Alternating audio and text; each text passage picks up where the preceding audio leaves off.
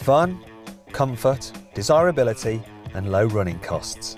The BMW 3 Series does it all.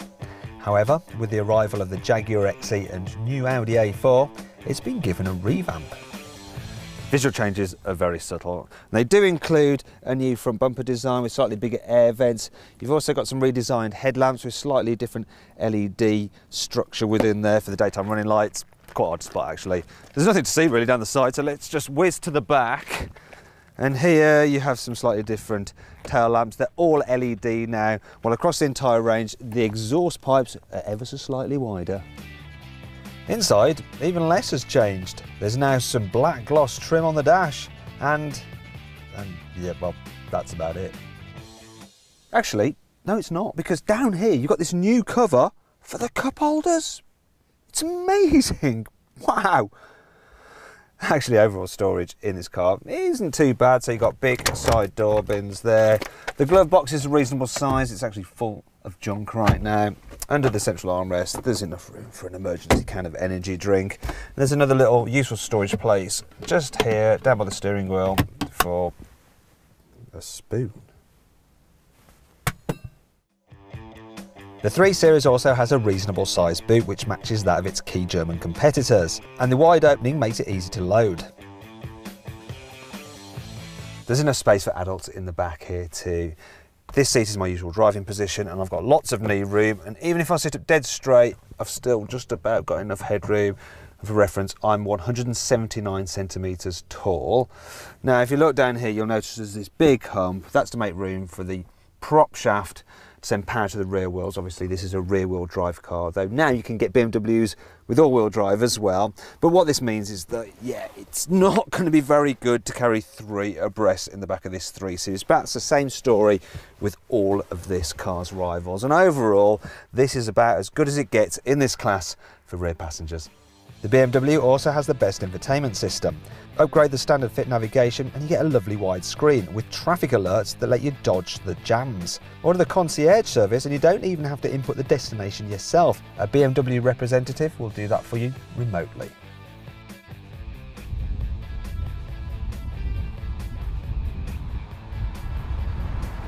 So far, this new BMW 3 Series seems rather like the old BMW 3 Series. However, there are some more significant changes underneath the skin, and those include some new engines. So you've got some new petrol and diesel engines. For instance, the 2-litre diesel is now much smoother and quieter than the original 2-litre diesel you used to get with this car when it was first launched 3 years ago. Still, it's not the smoothest and quietest 2-litre diesel out there, but it is a lot better. Plus, it's very quick. 0 to 60, you're talking just over 7 seconds, yet BMW claims it will do 67 miles per gallon. BMW has also tweaked the 3 Series steering and suspension to make it even better to drive than before. And yes, it still leads the field in this respect. Now, I should point out that this car has the M Sport adaptive suspension. It's a £750 option, but it's well worth having because it makes this car capable of doing everything. So if you want to just waft about, you put it into comfort mode and it has a suspension nice and soft, and you just cruise around. It's all very comfy. But then when you want to make the most of this sharp steering and the rear wheel drive chassis, you put it into sports mode and it tightens everything up, sharpens the throttle response as well, and then you can have some fun. Really, the 3 Series can be all things to all men. A fun car on a winding road and a relaxing and quiet cruiser on the motorway. It's also easy to drive in town too, thanks to impressive visibility. So I'll demonstrate now with the Carbuyer head cam test. So then, the view out the front. Yep, that's good. View out the side and over my shoulder. Yeah, that's good as well. View out the back window. Hopefully you get in this, guys. Yeah, that's good. Yeah, I'll tell you what's not so good. The view here and of the dash, you see. Yeah, it was all right 3 years ago, but now it's starting to feel a little bit dated, especially compared to the very swish dash you have in the Mercedes C-Class. Another issue is that BMW has downsized its entry-level petrol engine to use the 1.5 litre 3-cylinder turbo from the Mini. Personally, I'm not a big fan of 3-cylinder turbo petrols because they seem to run quite rough and they make this weird sound like, I I don't know, like they're blowing the exhaust or something.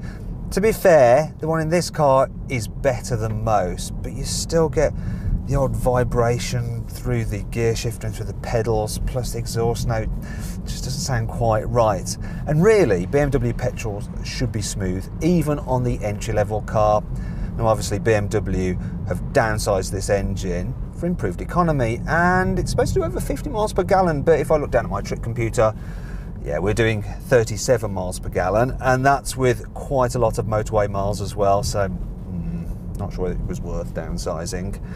Another minor gripe I have is with the manual model. You see, the gear shift's all right, but your pedals are offset slightly to the right, so you feel a bit twisted behind the wheel.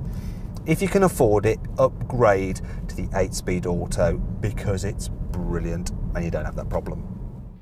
And that brings us on to the biggest problem with the 3 Series. To get the car you want, you have to spend quite a bit on extras. Even fold-down rear seats aren't standard, and that's why this entry-level 318i I'm driving actually costs a lot more than you'd imagine. However, all those problems I just listed, they're only minor really. And following the revamp, this BMW 3 Series is still the car that can be all things to all men. But if you're considering one of these, you should also look at some of its rivals, such as the Mercedes C-Class by clicking down here, and the Jaguar XE by clicking down here. If you click up there, you can watch our very latest video review, and please click on our logo to subscribe to our channel. And if you're watching on mobile, click the links below the video, as they do exactly the same thing.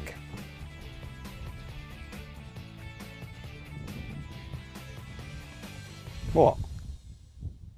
Totally normal.